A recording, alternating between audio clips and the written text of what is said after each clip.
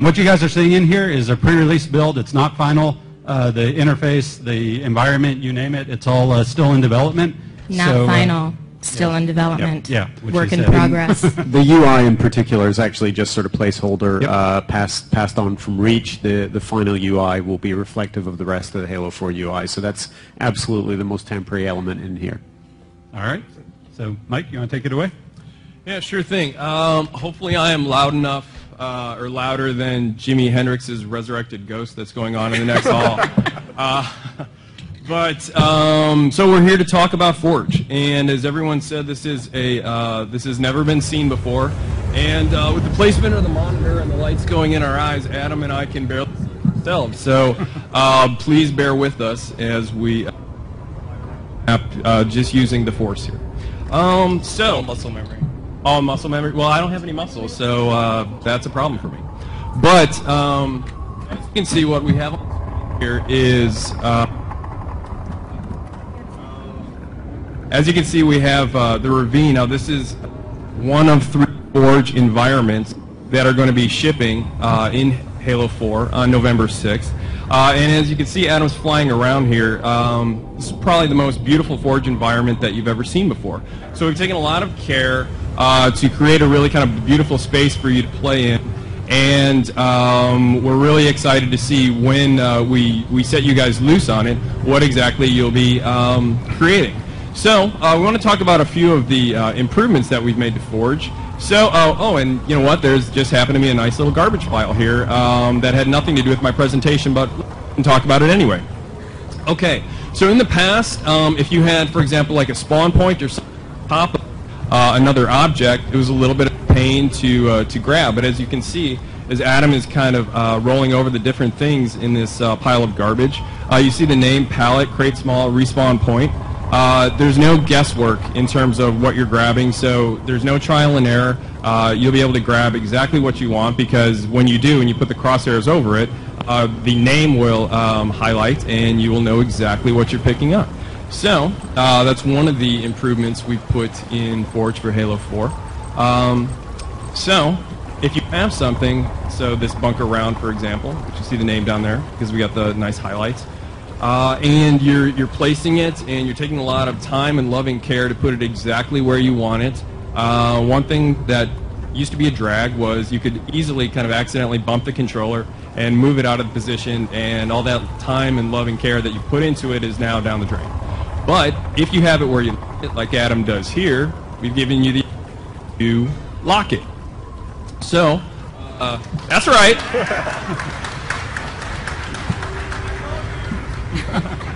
I love you more. So now we have this nice piece exactly where we want it. It's locked. It is going to stay there until the end of time, or when if Adam decides to unlock it and move it wherever he likes. So you see we have this half a bunker. I mean, who out there wants half a bunker? Hey, only that guy. You, out of here, security. Okay, no one wants half a bunker is the correct answer. So, if you have something that repeats, so like a road, a racetrack, we've seen a lot of cool racetracks and stuff like that in different course maps. If you have something that you want to repeat, now we've given you the ability to dupe it. So, Adam has, this guy loves duping. Okay, so Adam has duped the base, and he is getting it lined up, and sometimes it used to be a little bit of a pain to get things exactly lined up. If you bump the controller and then the axes were kind of screwed up. So you've spoken, we've listened, and we've created a magnet system. How do magnets work?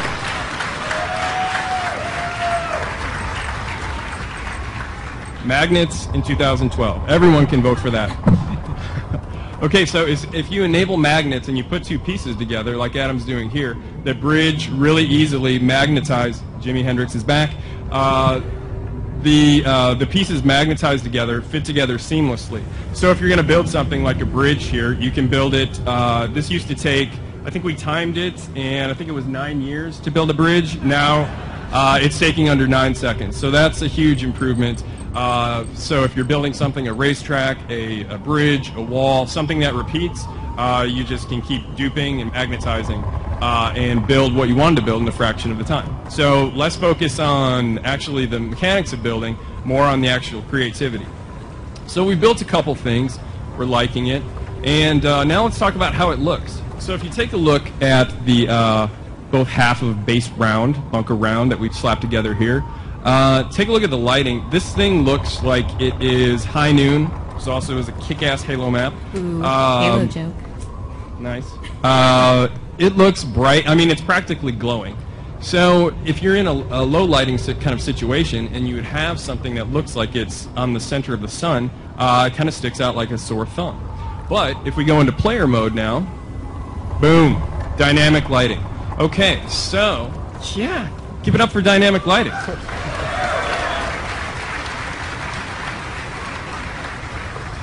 All Forge objects now accept shadows from the environment or other Forge objects. And if you see, like down there where Adam just was, Forge objects also cast shadows on the environment. So that means anything you put down in Forge is going to be a lot more integrated with the environment. So we want to give you the ability to create things faster and more efficiently, but we also have taken a lot of time and care and to make sure that whatever you create is going to be beautiful. Did you say what the lighting system is called? Because it kind of sort of has the most amazing name ever. It does. The name is so amazing that it's a trade secret, and I cannot talk about it lest I be killed by Max. It is a very long, multi-syllable lighting system that I personally am not smart enough to talk about. I know what it does, but It has the word probe in it. We'll just leave it at that. Yeah, let's just stay away from probe talk here. But it's really cool, and as you can see, it looks great. The one other thing I wanted to talk about before we move off of the beauty of Forge is take a look at this object here. So a lot of very talented artists have spent an awful lot of time to overhaul all the Forge objects. So you, the fan out there, are spending tons of time and effort into making these things with a lot of time and care, and we wanted to make sure that all the Forge objects look just as good or comparable with what are in MP and single-player maps. So everything is going to be a lot more beautiful, easy, and efficient to make. So now, let's see. We've got a little bridge going over the ravine. I've got money on saying Adam cannot make the jump, so let's see. You can do it. You can do it. So close. Oh my God. Not even close, as you can see. Okay, so in the past, if we wanted to make a jump like that, we would have to alter gravity, and that would apply to the entire map. So if you wanted to create low gravity, you'd have basically a low gravity map. That's right. Yeah! Yeah! I mean, you guys are so smart, I don't even need to tell you what's going on here. But for that one guy out there, yes, I'm talking about you, sir, who looks confused, let me just describe it. What Adam has done is laid down what's known as a player trait zone. What is a player trait zone? It's a player trait zone. Come on. The name describes it. In that little zone that he's made, which he scaled to just really the size of the bridge, you can affect the Spartan's traits. So let's say speed, jump size, or jump height rather, damage absorption, a lot of other things. And so now with that trait zone laid down, let's see if he can now make the jump. Oh yeah.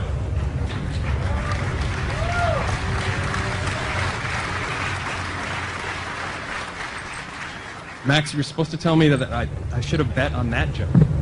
Well, you were betting against me. Oh, that's right, that's right. Well, you pay me, so. Anyway, it all comes from him. Anyway, so we easily made that jump with the player trait zones, and we're really fired up because we think, in addition to a lot of the other improvements, we're really fired up to see what you, the fans, are going to create with these new player trait zones. Okay, so we're going across the other side now, and oh, okay. We made it easily, but unfortunately we did not stick the landing in Mary Lou Retton or Carrie Struggs fashion, depending on how old you are.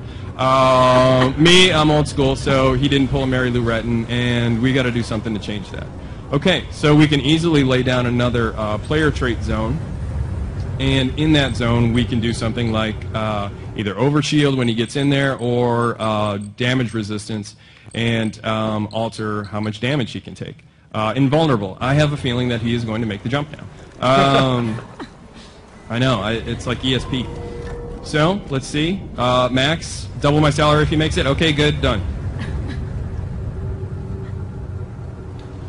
Nice. Okay. See. Okay, and you heard it. Double my salary, so that's going to happen. Now I got to pay you $10 an hour? That's right. That's right. Welcome to the big times now. Okay, so those are just a couple things that we put into Forge for Halo 4, but we're really fired up to see what exactly you guys are going to be creating when we put these powers in your hands. Yeah, thank you, Mike. And we actually have something else related to